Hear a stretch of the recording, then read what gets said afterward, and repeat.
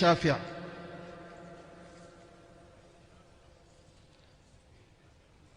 moom sirru kun fayakun moo ci nekk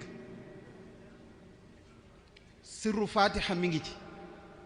sirru salaatul fatiha mi ngi ci kim yow salaatul fatiha bi ñuy am ñuy nëbb sax mi ngi ci biir Mawaahibu Naafi' te ci OMTV daañ ko ci leeral bu baax a baax insha allah ndax mag ñi du ñuy wax ni kun fayakun suñ ko daawoon di tënk du ñuy wax baynal kaafi wa nuuni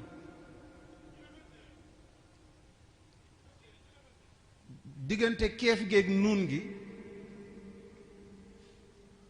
muy kunu keefu kun gi ak nuunu fayakun bi fayakun rek moo ci des ndax fayaku ak nuunu kun bi mu doon fayakun soo ko àddadee daf lay jox 166 te soo bindee laa ilaha illa allahu 166 la lay jox kon mag ñi daan ni xaqiqa kun fayakun mooy laa ilaha illa allahu te soo wàññee bayitu Mawaahibu 166 bayit la lay jox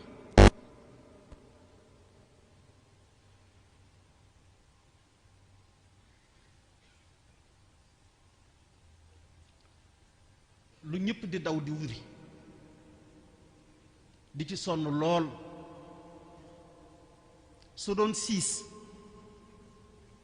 ca la maam Cheikh Ibrahima Fall toog bukki ni koy waxee bukki wiri wiri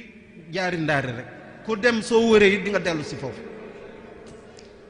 ndax laa ilaha illallah foo ko tudde Fall rek lañ ciy wax te moo ci saf yit nag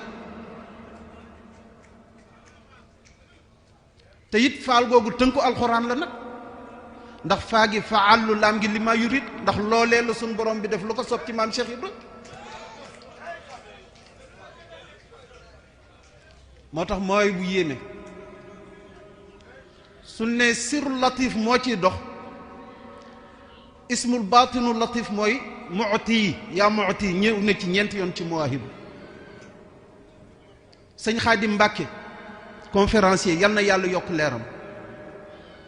wax na ma ni ci biir saalam man ak moom ak yàlla mu ni ma sooy jàngati Mawaahibu soo ñëw ba ci inni aqulu wala yamilu li ma yusul ma al jiraay ma ni ko mu ni ma da ngay taxaw fas sa soxla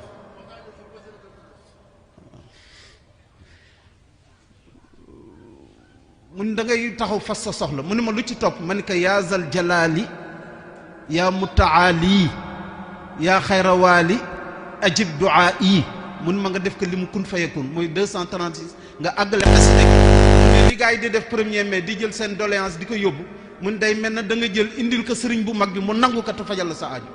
li moom ko wax ci saalam kon ñu koy wax bu baaxee ko mbokk taalibe yi waaw xasida yi lépp da ci nekk